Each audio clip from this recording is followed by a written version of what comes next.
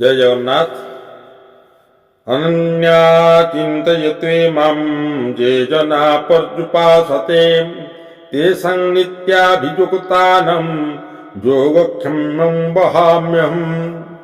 गीतारे स्वयं भगवान कहती नित्य निरंतर अनन्य भाव जी मोर चिंतन भजन करिथाए सेई प्राणी मानक भरण पोषण मु निजे बहन करिथाए एथिरे किछि संशय करिवार नाही। गीतारे कहा जाइछि गोटे छोटिया कहानी अच्छी गीता पंडा कहानी। गीता पंडा प्रतिदिन गीता पढ़े एवं तार काम होउछि सबुदिने महाप्रभु जगन्नाथ गीता पाठ शुणी थाए। तो गरीब घर तांकर खाइबा पीवा बा एते भल न थाए। तो से दिन गीता पंडा आसी जाइचंती एवं गीता पंडा को रागी गीता पंडा स्त्री कौन करचंती गीतार गोटे पेज को चिरी दे से यही श्लोकटी लिखाई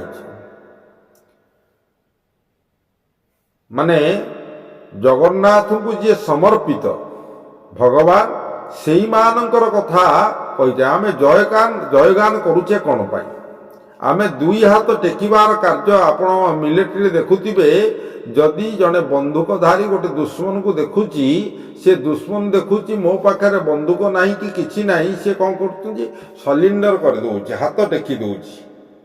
हाँ तो हाथ टेकिबार काम होची हाथ टेकी देले से आ बंदूक ताको फुटाएनी से भली आमे माने जगन्नाथ को हाथ टेकिबानी। आजिकालिका लोक माने बेसी नेता मंत्री उच्च पद अधिकारी मान को हाथ टेकुचंती किंतु महाप्रभु को कई हाथ टेकु नांती। भंड बाबा मान को हाथ टेकुचंती किंतु भगवान को कई हाथ टेकु नांती।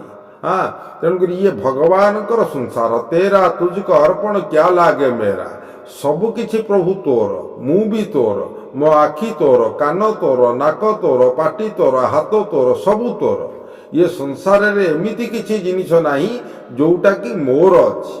तेणुक गीता पंडा मध्य भगवान को समर्पित हो जाइथिले। से कहिले हे भगवान ये संसारटा सबु किछि तोर तू मु तोर मो स्त्री तोर यांकर निर्वाहर भार तोर। तेणुक जे मोर पादे आशा करे ते जे मोर आशा पादे आशा करी स्कंदरे माने भगवान कौन करती जी भगवान पादे आश्रा करि थाए भगवान कौन करती तार भारटा को निज स्कंदरे बहन करि थांती। हाँ तेणुक भगवान से जो पदटी लिखाई अन्ना चिंतयते मां जे जना पर्युपासते तेषां नित्याभियुक्तानां योगक्षेमं वहाम्यहम्। भगवान कौन करती ना तार निर्वाहर भार निज स्कंदरे बहन करिथांती एवं परवर्ती मुहूर्त गीता पंडार घरे नहीं खाद्य पहुंचैचंती। गीता पंडा स्त्री पचार खाइबा को दबारु भगवान कहउचंती मोर जिह्वा छिली जाइछि बा गीता जेहेतु गीता पुष्टा होउछि भगवान कर निश्चित बाणी जिह्वा तांकर पटी जाइछि बोली से कहिचंती एवं तांक गीता पंडांकर स्त्री तांको दर्शन करिचंती मध्य।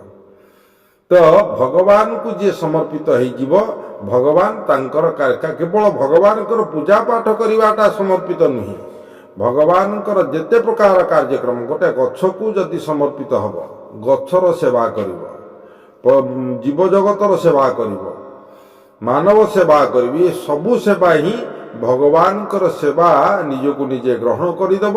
आपण माने जेमितिका कर्म करुचंती समर्पित मनोभाव करी कर्म करंतु सेइतिरे ही भगवान को दर्शन करंतु एवं सेही आपण मान को रक्षा करिवो। ये होची एक कथार मर्म। जय जगन्नाथ।